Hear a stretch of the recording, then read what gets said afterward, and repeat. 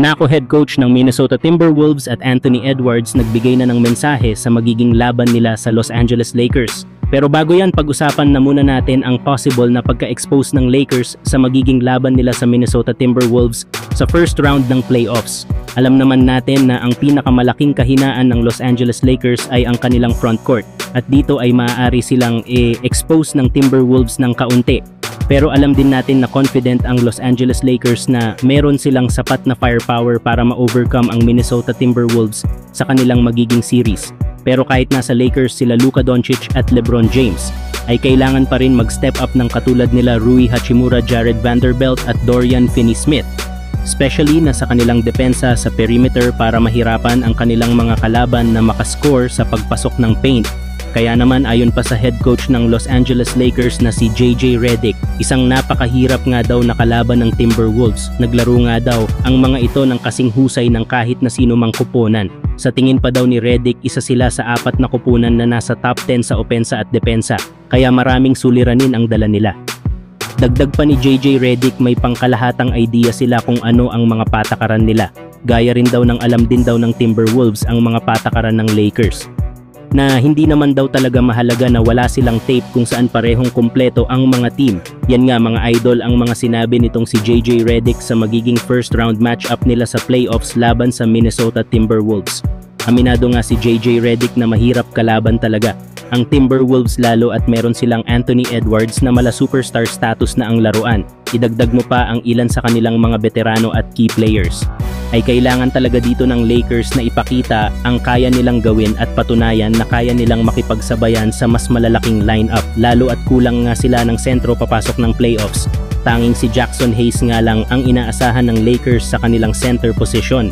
Bagamat andyan naman si Alex Len, pero magiging liability lang ito sa depensa para sa Lakers, kaya dito talaga masusubukan ang Los Angeles Lakers sa kanilang first round matchup sa playoffs laban sa Minnesota Timberwolves. Kung kaya ba nilang talunin ang kuponan na ito kahit madami sa kanilang mga players ang elite na mga big man. Pero kayo mga idol, kanino ba kayo kampi sa dalawang teams na ito? Samantalang head coach ng Minnesota Timberwolves na si Chris Finch at Anthony Edwards nagbigay ng mensahe sa magiging laban nila sa first round ng playoffs sa Lakers. Ayon pa kay Edwards ay para daw sa kanila ang playoffs daw ay pisikal. Silang magdepensa. Medyo malilikot nga daw ang mga kamay pero ayos lang daw sila. Dagdag pa ni Anthony Edwards, kailangan daw talagang nasa maayos kang kondisyon para makapasok sa malalim na yugto ng playoffs at makapag-ambag sa opensa at depensa. Sinabihan din ni Anthony Edwards ang kanyang mga kasama na sila Julius Randle at Donte DiVincenzo, lalo at sa huling 25 games ng kanilang kuponan ay 21. Dito ang kanilang naipanalo. Ayon pa kay Edwards na sila nga daw ay nag-adjust pa. Lagi din daw nilang sinasabi sa kanila na huwag kayong magpakakupas. Kami ang mag-a-adjust sa inyo. Sabi pa ni Anthony Edwards ay gusto daw nito ang takbo ng kanilang laro. Medyo pwedeng ayusin ang depensa pero nandyan nga lang daw yan.